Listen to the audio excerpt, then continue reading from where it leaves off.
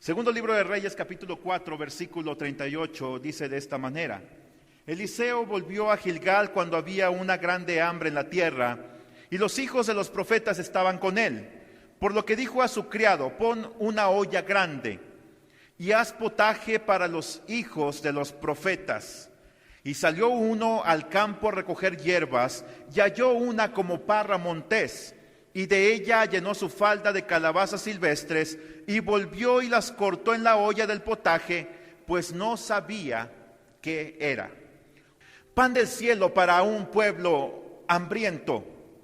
El pueblo de Israel en el tiempo de Eliseo reinaba un completo caos, a causa de que la nación toda se había corrompido y se había alejado de Dios. El pueblo seguía el ejemplo de sus gobernantes. El pueblo se apartó de Jehová y de su palabra. Segunda de Reyes, capítulo 1, versículo 16, es una frase muy contundente que el profeta Elías, antecesor del profeta Eliseo, le dice al rey Ocosías. Cuando este hombre, padeciendo una enfermedad, envió a sus siervos a consultar a un Dios extranjero. Este hombre va frente a él, el profeta Elías, y le dice esta palabra en Segundo de Reyes, capítulo 1, versículo 16. ¿Es que no hay Dios en Israel para consultar en su palabra? El pueblo se había corrompido a causa de los gobiernos corruptos de Ocosías y de Joram. Estos eran hombres perversos que cometían toda clase de impunidad, que cometían toda clase de actos impulsados por sus pasiones y por su idolatría. El pueblo se apartó de Dios y entonces hubo resultados negativos para ellos. Fueron abandonados por Dios. Naciones vecinas empezaron a invadirlos. En el libro de Reyes, capítulo 2, versículo 19, un poquito antes de este pasaje que estamos estudiando, se habla de la tierra que rodeaba a la ciudad de Jericó. Las aguas eran malas y la tierra era estéril. Cuando Dios se aparta de una nación, cuando Dios se aparta de su pueblo, va a haber consecuencias negativas. La maldición se hará evidente, la falta de prosperidad se verá. Crisis económica esclavizante. Segundo de Reyes, capítulo 4, versículo 1. Pero además había enfermedad y muerte. Segundo de Reyes, capítulo 4, versículo 19. Este es el contexto histórico en el cual Eliseo se estaba moviendo. Aún con todo, la esperanza no estaba perdida, porque el hombre de Dios, la presencia de Dios a través de los milagros, seguía haciéndose evidente. Pero la tierra estaba llena de maldición a causa del pecado. Una fuerte hambruna se desató sobre toda la tierra. Y es lo que estamos leyendo en este pasaje. Si bien es cierto que la noticia de esta semana es el desastre que hubo en esa nación caribeña llamada Haití, en la isla La Española, la nación más pobre y con más hambre en América. ¿Por qué no la República Dominicana? Porque en la República Dominicana hay un pueblo que sirve y busca el rostro de Dios. Porque en Haití lo que impera es la magia y el vudú. Lo que impera es la corrupción. Lo que impera es la perversión sexual. Sin duda que Dios trae juicio sobre la tierra. Sin duda que esto es una llamada de atención para el mundo entero, de que nosotros debemos de buscar el rostro de Dios, interceder por ellos, sí, pero también interceder por nuestra nación. Hoy también hay una grande hambre sobre la tierra.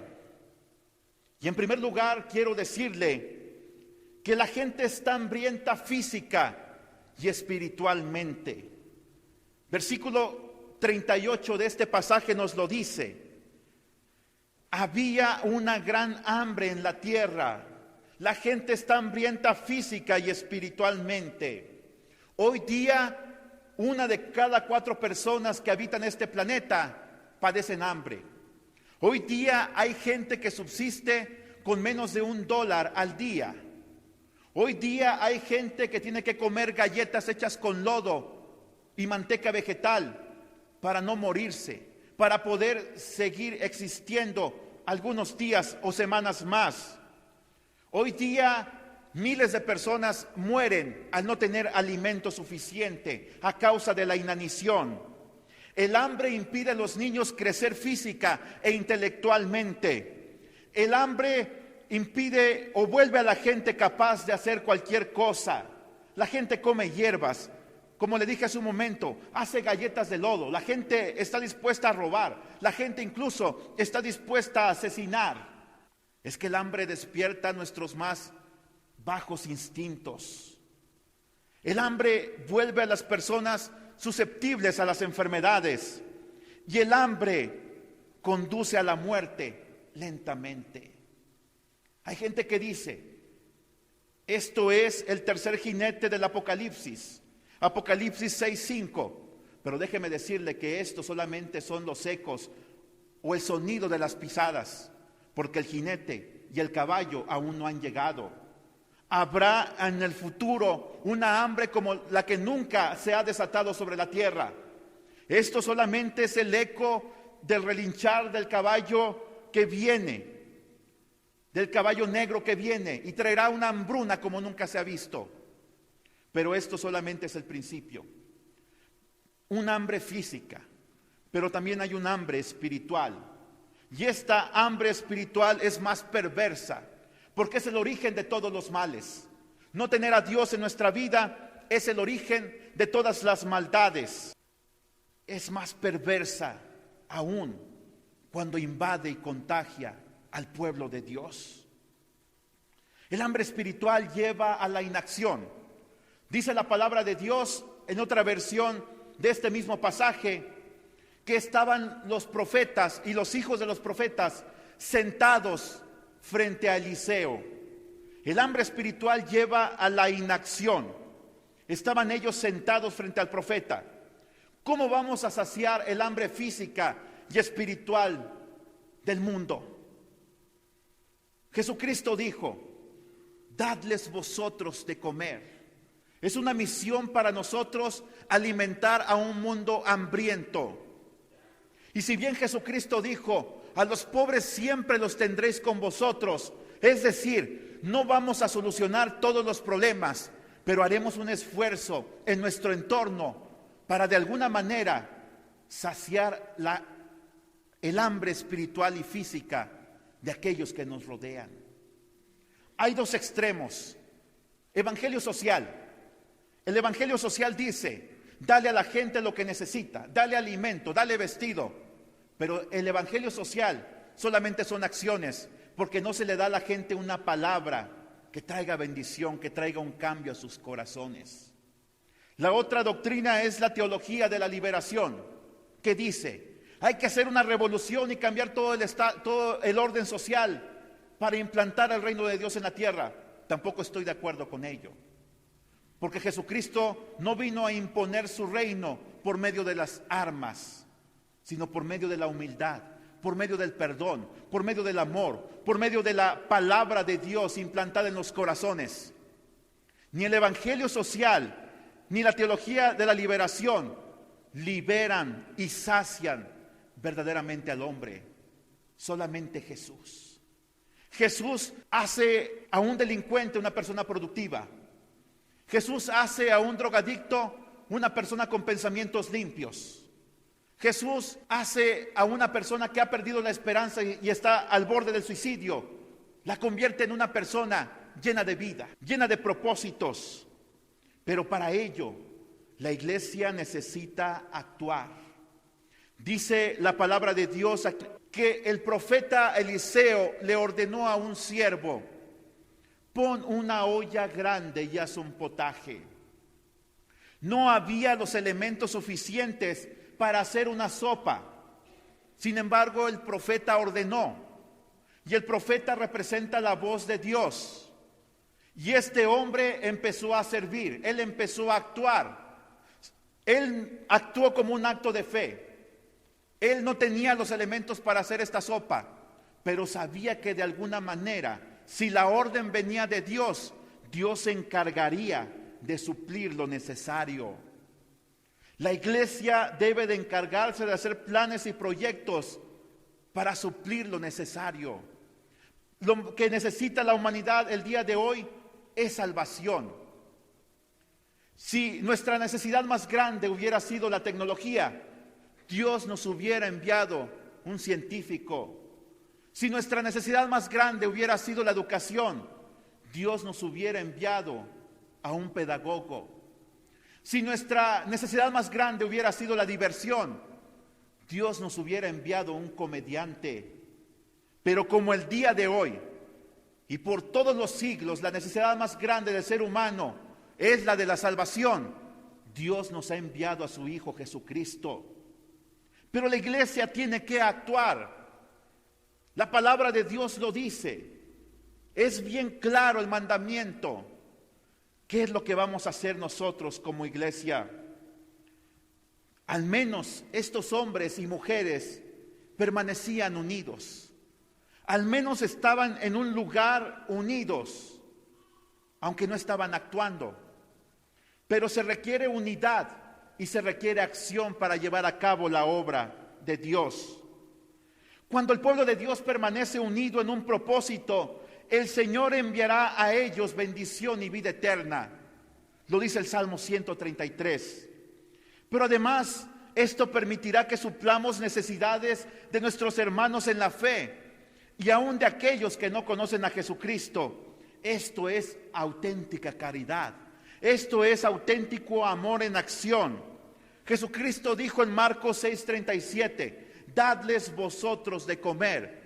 Es una encomienda para nosotros, porque la gente el día de hoy tiene hambre física, pero la más terrible de las hambres es el hambre espiritual. Suplir el hambre física es un testimonio, es una oportunidad para predicar acerca del pan del cielo que viene a esta tierra y que sacia toda necesidad. Juan 6:33.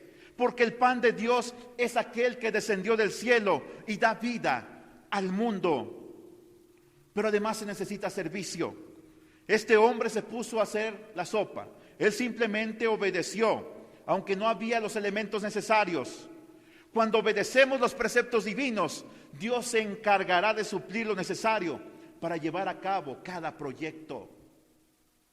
Esta iglesia debe proponerse este año nuevo que comienza, verlo como una oportunidad de crecimiento. Este año que comienza, deben verlo como una oportunidad de hacer planes para alcanzar a los perdidos. El objetivo no es aumentar la membresía. El objetivo no es ver un número más grande en las estadísticas de asistencia. El objetivo es salvar almas para Cristo. Cuando esa es nuestra pasión, cuando esa es nuestra encomienda, Dios abrirá puertas. Dios abrirá espacios en la radio. Dios abrirá espacios en la televisión. Dios abrirá espacios en la prensa. Dios se encargará de darnos permisos a través de las autoridades para tomar lugares, para tomar plazas, para tomar calles y avenidas, para predicar el evangelio. ¿Cómo vamos a saciar el hambre de una multitud hambrienta? Dios se encarga de poner en nosotros visión, pasión, pero además se encarga de suplir la provisión. En esta vida solamente nunca pierden los que nunca se arriesgan. Cuando el pueblo de Dios se arriesga y da todo de sí, tiempo, disposición, recursos económicos, la victoria está asegurada. A Dios le agrada nuestra unidad, es cierto, pero también espera acciones concretas que extiendan su reino, que extiendan la palabra, que extiendan el evangelio. En primer lugar, le he hablado acerca de que el mundo, la gente, tiene un hambre física y lo más terrible, hambre espiritual. Segundo lugar, déjeme decirle que la gente puede ser alimentada inadecuadamente. Dice el versículo 39 de esta manera: salió uno al campo a recoger hierbas y halló una como parra montés, y de ella llenó su falda de calabazas silvestres. Salió uno al campo a recoger hierbas. No son suficientes la unidad y el servicio. También se requiere discernimiento. También se requiere distinguir el proyecto de Dios para esta iglesia. Hay muchas iglesias en esta ciudad. Un censo del que un día me enteré dice que hay 600 iglesias evangélicas, en promedio una por cada colonia en esta ciudad. Dios tiene un proyecto para cada iglesia. La visión de Dios para esta iglesia es muy distinta para otras iglesias. Los líderes, los ancianos, los diáconos de esta iglesia deben de buscar la visión de Dios para este pueblo, que es muy distinta al de otras naciones, que es muy distinta al de otras iglesias. Hoy hay gente que sale al campo a buscar. ¿Qué es el campo? El campo representa al mundo, los medios de comunicación, todas aquellas personas y todo aquello que nos ofrece promesas de darnos libertad, de satisfacer nuestra vida. Mientras el pueblo se unía y servía para dar solución al problema, uno salió al campo. A veces hay iglesias que enfrentan problemas a su interior y entonces empiezan a surgir distintas opiniones. Y hay gente que no se siente satisfecha con su iglesia y sale a este campo alrededor a buscar otras opciones para su vida. Y el problema no es que salga al campo. Usted puede ir, pero usted necesita discernimiento para distinguir lo que es verdadero de lo que es falso. Porque así como hay 600 iglesias evangélicas, también hay un gran número de iglesias que no se apegan a lo que dice la palabra de Dios, que se han dejado contaminar por modas teológicas o doctrinales que vienen de otros países o que vienen de otros movimientos. Y entonces se requiere discernimiento. Cuando una persona se siente insatisfecha con la religión, con la costumbre, con el tradicionalismo, cuando siente que esto no suple su necesidad espiritual, buscará entonces nuevas opciones. A esto se refiere con las calabazas silvestres. Todo esto no son más que subproductos del cristianismo.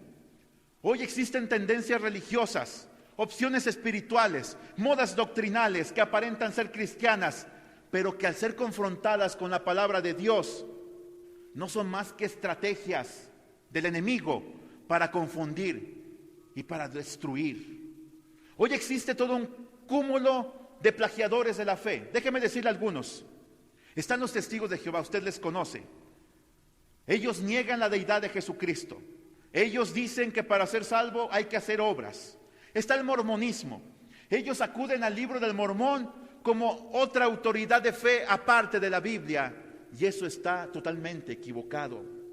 Está la Luz del Mundo, que es una secta que habla acerca del mesianismo de sus líderes y acerca de la inmoralidad.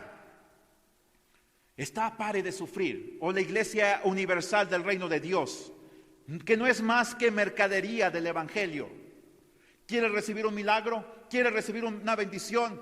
Entonces tienes que dar una ofrenda sustanciosa y Dios se encargará de suplirte. Eso es una vil mentira. Dios ha puesto medios para ser bendecidos, para llevar a cabo una buena mayordomía eficiente y que bendiga a otros, diezmos y ofrendas. Tú no tienes que pedir o tú no tienes que dar para que tus pecados te sean perdonados. Tú no tienes que dar para recibir un trabajo. Simplemente sé fiel en lo poco y Dios te va a poner en lo mucho. Pero hay algo más terrible que se ha infiltrado y que se está infiltrando en muchas iglesias y que hoy día canales como Enlace, que yo no le voy a prohibir que lo vea, simplemente le digo, pídale a Dios discernimiento para distinguir lo verdadero de lo falso. Porque hay muchas tendencias ahí que se quieren infiltrar e imponer a nuestras iglesias. Por ejemplo, el movimiento apostólico y el profetismo. Ellos intentan imponer una casta superior en la iglesia cristiana. Algo así como un conjunto o un órgano superior al cual hay que acudir para pedir una revelación que ellos pretenden que incluso esté sobre la palabra de Dios.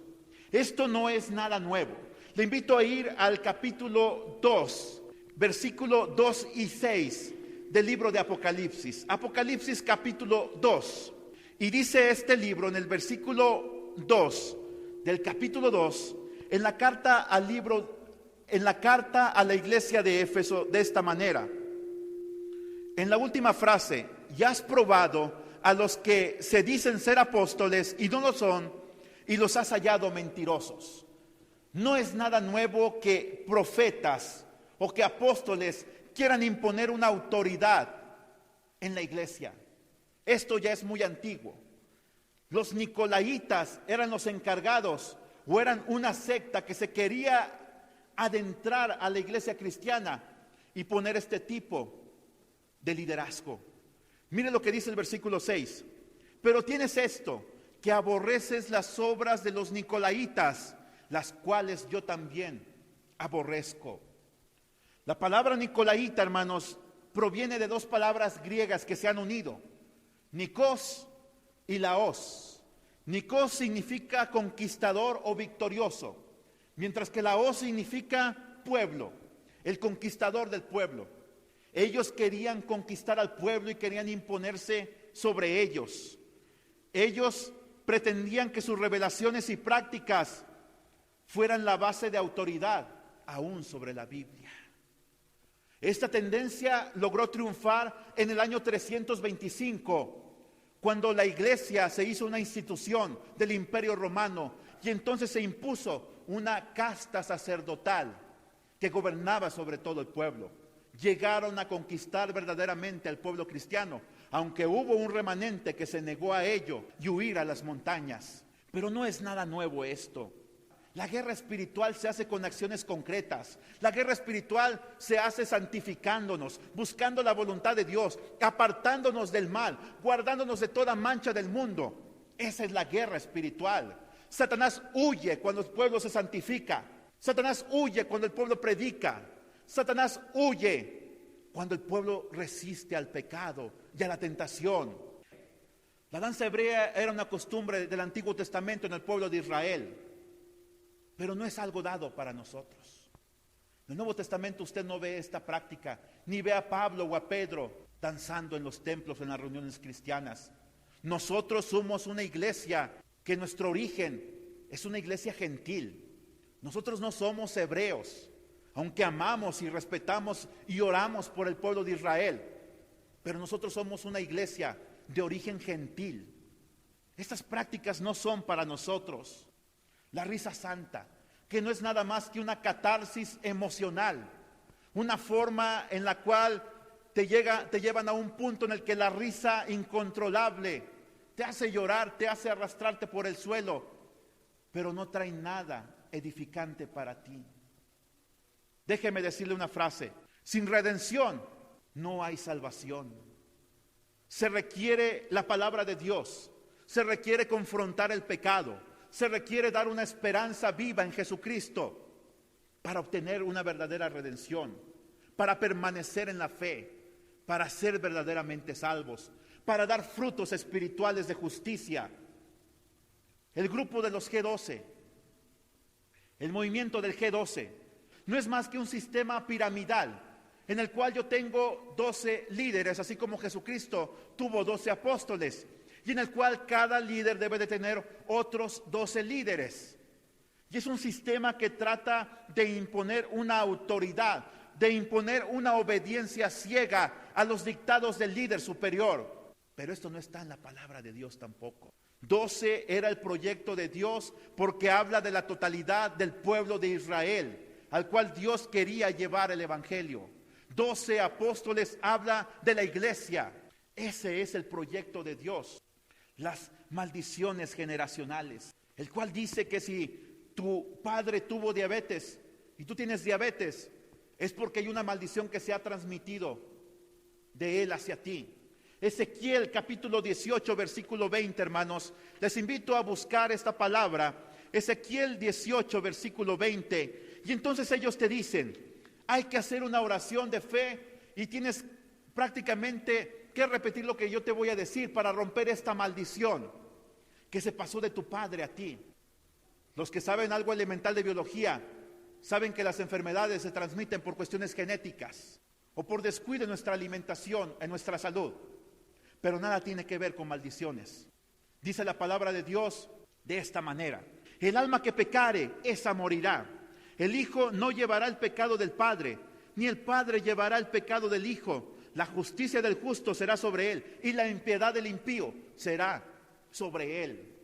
Jesucristo dijo en Juan capítulo 9, no es que éste haya pecado, ni sus padres, sino para que las obras de Dios se manifiesten en él, para que Dios sea glorificado al este hombre recibir sanidad. Por eso es que nosotros creemos y sostenemos la soberanía de Dios por sobre todas las cosas como nuestra doctrina cardinal. Por eso cuando oramos le decimos a Dios: Señor, si quieres, puedes sanarme. Pero tú sigues siendo mi Dios, tú sigues siendo mi Rey, tú no cambias para mí, tú eres eterno, tú eres inmutable. Y se basan los de las maldiciones generacionales en el libro de Éxodo capítulo 20, versículo 5. No te inclinarás a ellas ni las honrarás, porque yo soy Jehová tu Dios, fuerte, celoso, que visito la maldad de los padres sobre los hijos hasta la tercera y cuarta generación de los que me aborrecen. Cuando alguien le venga con esta doctrina y le traiga este versículo como justificación, dígale: yo no aborrezco a Dios, yo amo a Dios. Y el versículo siguiente dice: hago misericordia a millares, a los que me aman y guardan mis mandamientos. El que está en Cristo es nueva criatura. Las cosas viejas pasaron, todo es hecho nuevo. Por tanto, en mí no hay ninguna maldición. La maldición del pecado se quedó clavada en la cruz del Calvario, cuando Cristo llevó sobre su cuerpo todos mis pecados, todos mis errores. Y esto lo pretende imponer movimientos que intentan introducirse en la iglesia. El problema de los G12, y está relacionado también con las maldiciones generacionales, son sus prácticas. Pase por una iglesia carismática, aunque sea evangélica, y va a encontrar encuentros. Los encuentros, hermanos, no es nada más que psicología barata mezclada con espiritismo. Porque en los encuentros se llevan a cabo una tendencia psicológica nueva, que son las constelaciones. Y es una moda que se está implementando hoy en la psicología, pero que no se ha comprobado su efectividad sobre la mente humana. ¿Qué es lo que sucede allí? Se reúne un grupo de personas, les tapan los ojos con una venda o con un paño, los ponen en una fila como fila india, ponen una música la cual simula latigazos, la cual simula golpes que se le dan a una persona, y entonces a la persona le hacen sentir que está sufriendo el sufrimiento de Cristo. Pero acuérdese usted lo que dice el libro de Hebreos, que se ofreció una sola vez y para siempre. Y con este sacrificio hizo perfectos a los escogidos. Y esta gente pretende volver a reproducir el sufrimiento de Cristo, de tal manera que la gente se sienta culpable. Y entonces la gente entra en un estado de entrega, en un estado psicológico en el cual hay una catarsis emocional. Empieza a llorar, empieza a retorcerse, empieza a sentir remordimiento. Y entonces se le quita la venda, se le da un papel y le dicen: escribe ahí todos tus pecados. Lo llevan a una cruz y ese papel se clava allí o se quema. La confesión es la única manera en la cual Dios perdona nuestros pecados. Que si confesamos nuestros pecados, Él es fiel y justo para perdonar nuestros pecados y limpiarnos de toda maldad. No es a través de estas prácticas psicológicas o pseudo psicológicas, diría yo. Es a través de un verdadero arrepentimiento y confesión de pecados. Confesar significa ponerse de acuerdo. Dios ya conoce mis pecados, simplemente Él requiere que yo vaya y se los cuente y los admita y que pida perdón por ellos. Otra cosa son las constelaciones, en la cual una persona siente una culpa por un pecado del pasado, le falló a su madre y su madre ya murió, y entonces le dicen: vamos a recrear ese ambiente de tu familia. Esta persona va a ser tu papá, este va a ser tu hermano, esta va a ser tu madre. Y entonces entra un ambiente en el cual la gente empieza a actuar diferentes papeles, hasta que llega el punto en que esta persona le pide perdón a aquella persona que ya falleció. Y hay gente que ha contado testimonios y dice: incluso la voz de aquella persona llegó a ser la voz de mi madre. Incluso me llegó a contar cosas, experiencias que solamente había padecido con mi madre. Esto es espiritismo, hermanos. Y hay que tener mucho cuidado con estas calabazas silvestres que intentan infiltrarse. El problema no es que una persona vaya a otra iglesia. El problema es que quiere implementar esas tendencias o modas o en la iglesia de la cual salió. Pretender sugerir al pastor o a los líderes, mire, eso está bien padre. En los encuentros sí cambia uno verdaderamente. No, hay que tener la suficiente cautela, el discernimiento para rechazar estas cosas. Dice la palabra de Dios en el versículo 39 del capítulo 4 de Segundo de Reyes. Volvió y las cortó en la olla del potaje, pues no sabía lo que era. El discernimiento espiritual nos protege del error. 3 doctrinas son básicas para todo cristiano. Primera, Jesucristo es Dios. Sobre esta verdad descansa el cristianismo. Segunda doctrina, la Biblia es nuestra única regla de fe y de práctica. Tercera doctrina, la salvación por gracia por medio de la fe en Cristo Jesús. Efesios capítulo 2 versículos del 8 al 10. Segunda carta a Timoteo capítulo 3 versículo 5. Además, existe gente que no asiste a ninguna iglesia, no conoce a Jesucristo, pero que anda por el campo del mundo, deambulando de aquí para allá, consumiendo calabazas silvestres envenenadas. Acuden este tipo de gente a adivinos, a hechiceros, a gente que le lea la mano, que le lea las cartas, que le haga limpias. Hay gente que acude al Feng Shui, hay gente que acude a los horóscopos y finalmente cuando se queda totalmente decepcionada y robada económicamente, acuden al divorcio o acuden al suicidio. ¿Cómo vamos a alimentar a esta gente hambrienta, hermano? La palabra de Dios nos lo dice. La solución es esta. La gente debe ser alimentada con la verdad. Segundo libro de Reyes, capítulo 4, versículo 41, dice de esta manera: traed harina. Y la esparció en la olla y dijo: da de comer a la gente. Y no hubo más mal en la olla. Esta harina, esta flor de harina o harina refinada, representa la personalidad integral de Jesucristo. Esta harina representa a Jesucristo. La gente debe ser alimentada con la verdad. Jesucristo dijo: yo soy el camino, la verdad y la vida. Nadie va al Padre sino a través de mí. Jesucristo representa esta harina. ¿Por qué? En su personalidad no había fracturas, no había manías ni complejos, no había síndromes psicológicos alguno. Vamos al libro de Levítico capítulo 2, hermanos. Libro de Levítico capítulo 2, y quiero demostrarle que Jesucristo representa esta harina, que cuando Jesucristo es echado sobre nuestra vida o cuando nosotros le buscamos, va a haber vida, va a haber sanidad para nosotros. Toda duda será despejada, todo afán será quitado. Levítico capítulo 2, versículos 1 y 2, mire lo que dice. Cuando alguna persona ofreciere oblación a Jehová, su ofrenda será flor de harina, sobre la cual echará aceite y pondrá sobre ella incienso, y la traerá a los sacerdotes, hijos de Aarón, y de ello tomará el sacerdote su puño lleno de la flor de harina y del aceite, con todo el incienso, y lo hará arder sobre el altar para memorial. Ofrenda encendida es de olor grato a Jehová. Esta harina la traía la persona, se la entregaba el sacerdote, pero además traía aceite e incienso. Y esta harina, hermanos, representa a Jesucristo. Dice que la harina se amasaba con aceite. Jesucristo fue amasado en el vientre de María por el Espíritu Santo. El aceite representa a la persona del Espíritu Santo. Lucas 1:35. Vamos a ver el misterio de la encarnación, hermanos. Mire lo que dice aquí. Cuando se le da a María el anuncio de el nacimiento del Hijo de Dios, respondiendo el ángel le dijo: el Espíritu Santo vendrá sobre ti y el poder del Altísimo te cubrirá con su sombra, por lo cual también el santo ser que nacerá será llamado Hijo de Dios. Jesucristo es la harina, el aceite es la presencia del Espíritu Santo sobre su vida. Dice el santo ser que nacerá. Jesucristo fue amasado por Dios en el vientre de María. En Él no había pecado. La plenitud del Espíritu Santo estaba sobre Él y se manifestó en su ministerio. Lucas capítulo 4 versículos 18 y 19, mire lo que dice.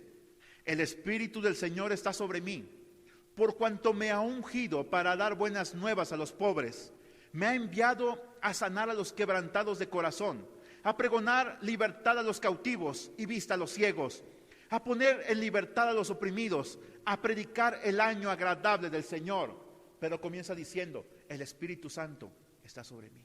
Su ministerio, su personalidad estaba marcada por la presencia del Espíritu Santo en su vida. El Espíritu Santo, el aceite vino sobre la harina y se amasó con ella. Pero además nos habla del incienso en Levítico capítulo 2. Levítico capítulo 2 nos habla acerca de que se le echaría incienso y pondrá sobre ella incienso. Versículo 1 del capítulo 2. Jesucristo siempre fue santo.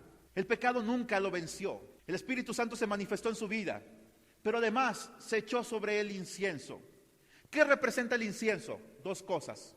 El incienso solamente debería de tocarlo el sumo sacerdote. Jesucristo es nuestro sumo sacerdote. Él intercede por nosotros. Está a la diestra del Padre. En su calidad de Hijo de Dios y siendo Él Dios, Él puede perdonar nuestros pecados, pero además intercede por nosotros. Él es un sacerdote que entró al velo por medio de su carne. Ofreció el más perfecto sacrificio y fue aceptado por su personalidad, por su deidad. Pero además el incienso representa la deidad de Jesucristo. Él es Dios y no tenemos duda de ello. Él es Dios y Él es nuestro sumo sacerdote. En Getsemaní Él intercedió por nosotros. Él oró por los pecadores. Él es Dios porque perdonó pecados, porque jamás fue vencido por la tentación, porque fue adorado, porque venció a la muerte en su resurrección. En Él no hay levadura. Estas ofrendas no deberían de llevar levadura, porque la levadura representa el pecado. Primero de los Corintios capítulo 5 versículos 7 y 8, mire lo que dice. Limpiaos pues de la vieja levadura, para que seáis masa nueva, sin levadura como sois, porque nuestra Pascua, que es Cristo, ya fue sacrificada por nosotros. Así que celebremos la fiesta, no con la vieja levadura ni con la levadura de malicia y de maldad, sino con panes sin levadura, de sinceridad y de verdad. Pero además, en el libro de Levítico capítulo 2, esta ofrenda debería de ser pasada por fuego. Jesucristo pasó por el fuego cuando estuvo en Getsemaní. Jesucristo pasó por el fuego cuando estuvo en la cruz, cuando permaneció ahí, hasta que finalmente el sacrificio se consumó. Cuando Él dijo, consumado es. Cuando venció al pecado, cuando venció a Satanás y sus huestes de maldad, cuando venció a todo gobernante y potestad que hay en esta tierra, Jesucristo cumplió todos estos requisitos. Y entonces, cuando la ofrenda era pasada por el fuego, se convertía en pan, pan sin levadura, con aceite y con incienso. Jesucristo es el pan de vida que sacia toda necesidad. Allí donde hay desviación bíblica o doctrinal, Jesucristo, cuando se echa esta harina, se quita toda mortandad, se quita todo envenenamiento, se quita toda amargura. Jesucristo fue sacrificado. Él es el pan de vida, no una religión, no una tradición, no una moda doctrinal, solamente Jesucristo. Y entonces la harina fue echada sobre el potaje y ya no hubo más muerte en él. En cuarto lugar, quiero decirle que la gente debe ser adoctrinada bíblicamente. Capítulo 4 del segundo libro de Reyes, versículo 41, dice de esta manera: la gente debe ser adoctrinada bíblicamente, no solamente ser alimentada con la verdad, no solamente decirle a la gente, cree en el Señor Jesucristo y serás salvo tú y tu casa, sino además hablarle acerca de las condiciones que implica ser cristiano, el morir al yo, el morir al pecado, el crucificarnos cada día, el confesar nuestros pecados, llevar una vida santa, una mayordomía apropiada, evangelizar. La gente debe ser adoctrinada con la verdad. Dice que el profeta esparció la harina sobre la olla y entonces dijo, da de comer a la gente porque ya no había más mortandad. Da de comer a la gente. Toda doctrina, toda práctica debe estar apegada a la palabra de Dios. Además debe haber una eficiente y adecuada hermenéutica o interpretación del texto bíblico.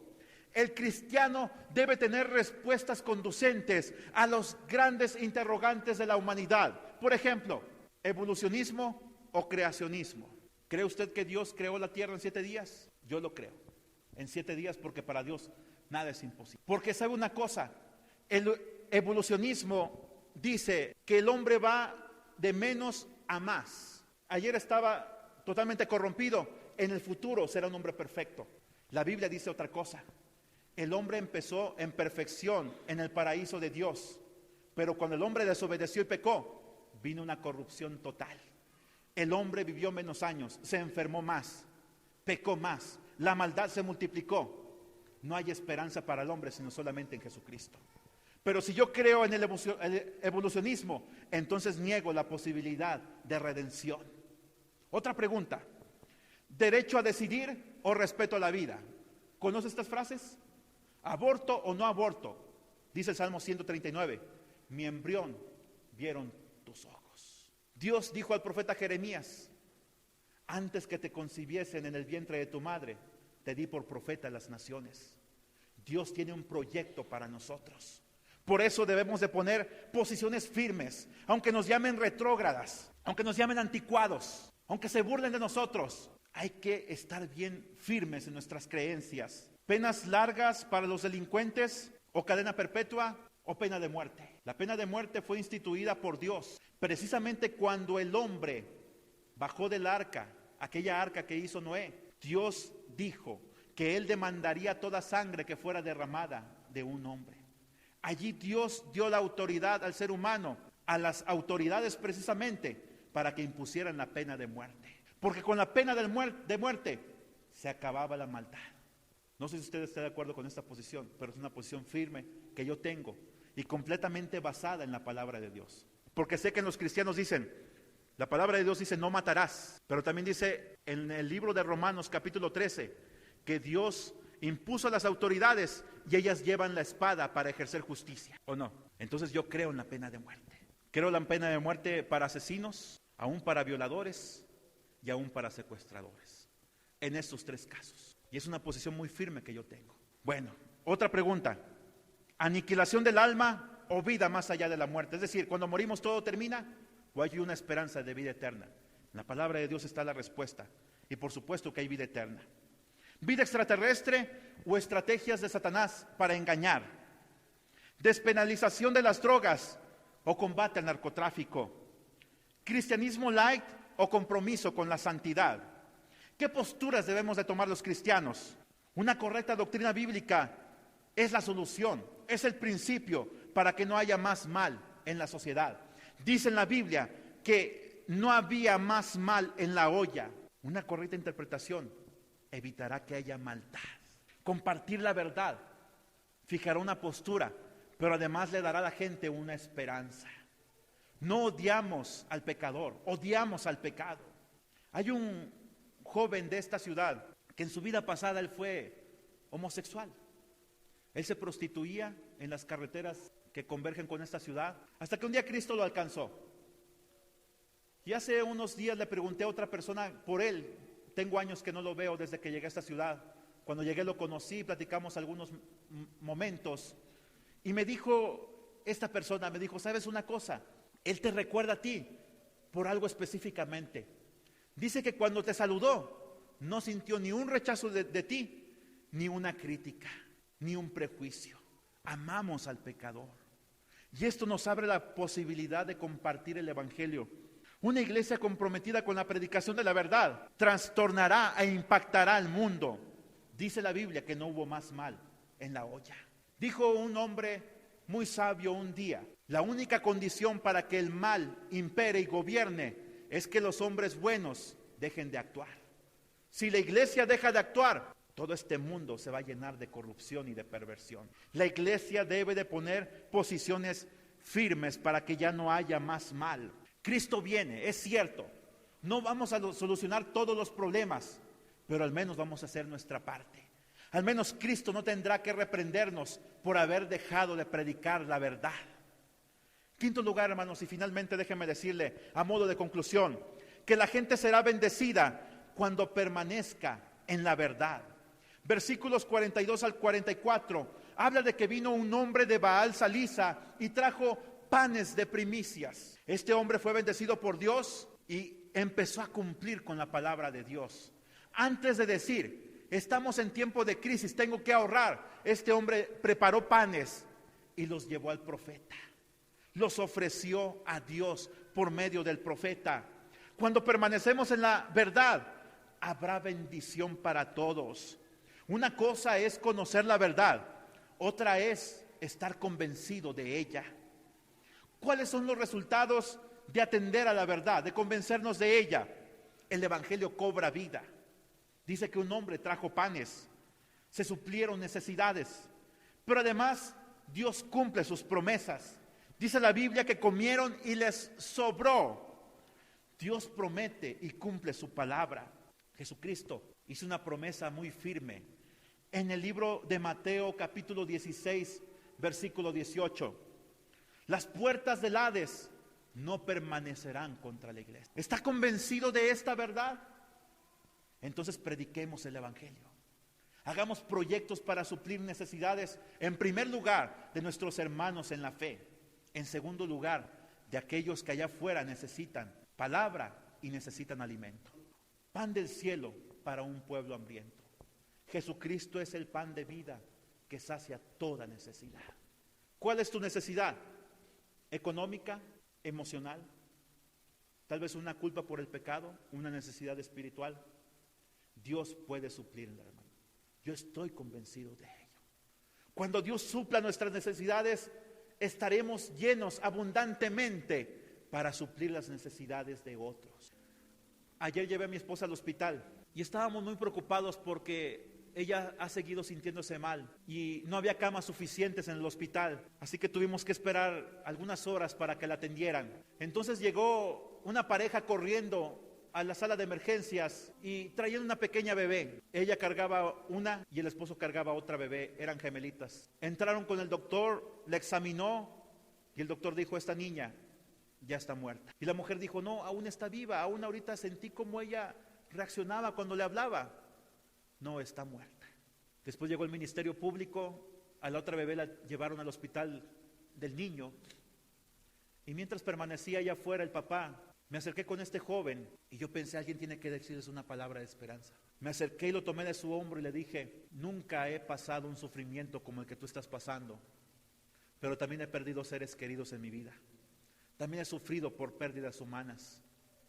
Y déjame decirte que aunque no lo entiendo, déjame decirte que hay alguien que sí lo entiende. Y esa persona es Jesucristo. Jesucristo vio morir a su mejor amigo, Lázaro. Y dice la Biblia que Jesús lloró. Juan 11:35. Jesucristo además dijo: yo soy el camino, la verdad y la vida. Jesucristo además dijo: los niños son míos, de ellos es el reino de los cielos. Ten la certeza de que tu bebé, aunque su pequeño cuerpecito está ahí, su alma está en la presencia de Dios. Yo te invito a que le entregues tu vida a Jesucristo. Él te va a dar el consuelo y la esperanza que tú necesitas. Esto es compartir el pan de vida con una multitud hambrienta y sedienta de Dios. Suplir necesidades físicas es algo secundario. Es una misión para nosotros también, pero si no les predicamos a Cristo, hemos errado entonces en el blanco. Y les di palabras a estas personas: no temas porque yo estoy contigo, no desmayes porque yo soy tu Dios que te esfuerzo, siempre te ayudaré, siempre te sustentaré con la diestra de mi justicia. Y este hombre que tenía tantas emociones contenidas, por primera vez vi cómo rodaban las lágrimas por sus mejillas. Hice una oración por él y por su madre. Le pedí a Dios que los bendijera y que supliera para cada necesidad, que protegiera a su otra pequeñita que estaba siendo llevada al hospital. Pero ahora entiendo por qué Dios permitió que mi esposa siguiera enferma estos días. Y sé que ahora Dios la va a sanar, porque Dios cumplió su propósito.